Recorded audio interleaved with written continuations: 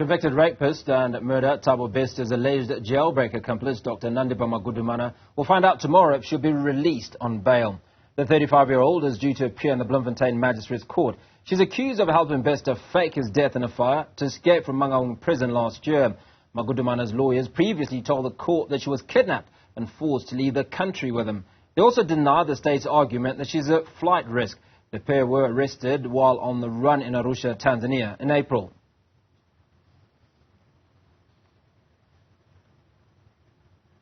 While legal expert Advocate Modidima Mannya joins us for some legal analysis. Advocate, I appreciate your time this evening. Now, Dr Nandipha Magudumana is facing, obviously, serious charges, including aiding her boyfriend's escape from a correctional facility. Can you provide insights into the key arguments that the legal team presented in favor of her bail application? Yes, good evening, and good evening to your viewers. Look, there are basically two issues here. The one issue is that she has been arrested, which means her freedoms have been limited. She has a right procedurally to request a court to release her on bail. It is now up to the court to make a determination whether she should be released on bail. And the real question is, in the mind of the court, will she stand trial if she's admitted to bail? And this is why there are these two arguments, in particular about whether she's a flight risk or not. But additional to that is, as you have had the evidence there are a host of other charges unrelated to the ones that she got arrested for, which means that, you know, if those charges, the many fraud counts that charges we have heard about during the bail application, if there's anything to go by, even if she's granted bail on Monday, she will be arrested immediately. So, okay, that's an interesting one. Now, one of her areas of defense is that she has 2 children, I think she says, that she needs to look after. What are the considerations around this that the court will take into account? Could it be a factor? Is it something that could support her case? You know, I've followed up to the extent possible the bail application. And I think the best I've heard is that she's got 2 kids. But I've not heard anything that suggests that the kids need her care and attention, which warrants her to be released. Because it's one thing to have children, it's another that the children need you at a particular point. The evidence seems to be that the children are in the care of the father, and nothing untoward that warrants, her intervention. In fact, what the state argued is that since she was arrested, she's only communicated with the father of the kids once, and they put some evidence that suggests that many of the calls were to friends and other people.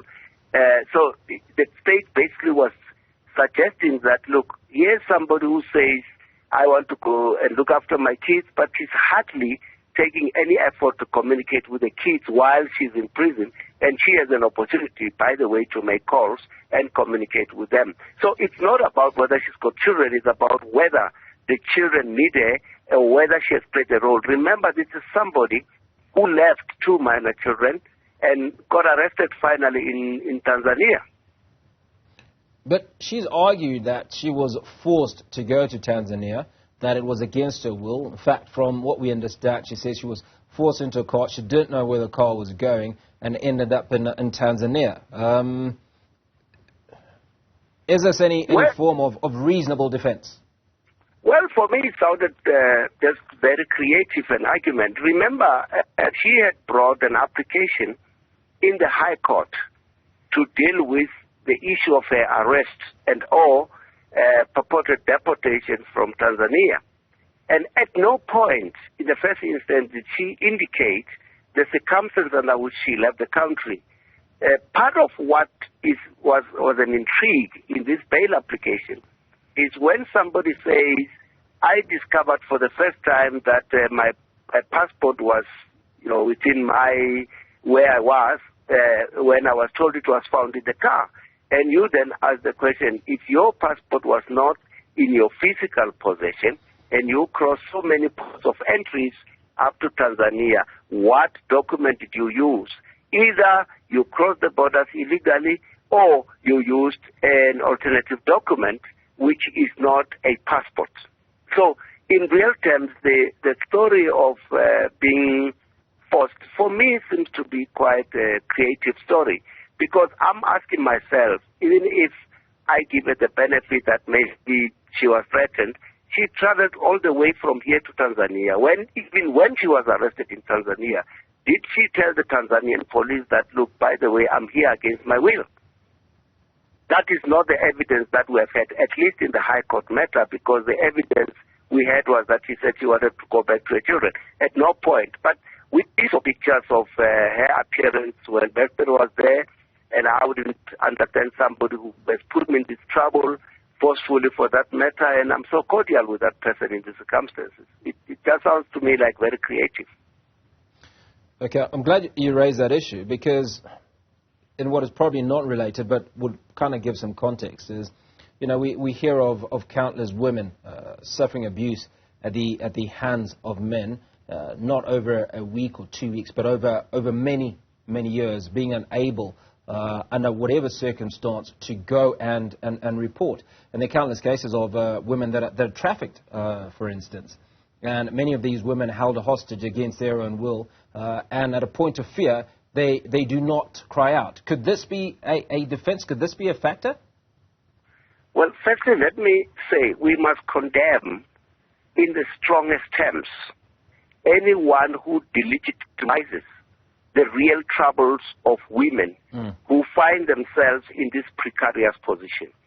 Here we are dealing with somebody who's even made an affidavit under oath and said, I'm married to this guy under customary law when this guy was in jail. By the way, one of the charges against him was to help him escape from prison. Now, really, if I wouldn't buy that story that somebody who was incarcerated, who was far from you, who could not harm you, and you assist this person to escape, you travel all the way with this person to Tanzania, and you come back when it's convenient and say, I am under duress.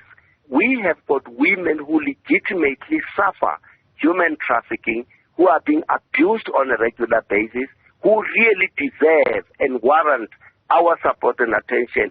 And this abuse, prevalent as it is, must not be abused.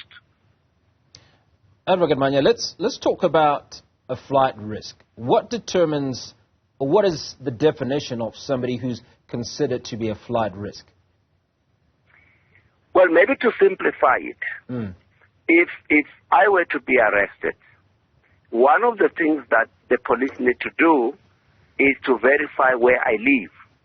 Now, if I am found to have multiple undeclared addresses, the possibility is that I could have given them this address, but say I've got 3 other addresses where I will comfortably live without detection, you know.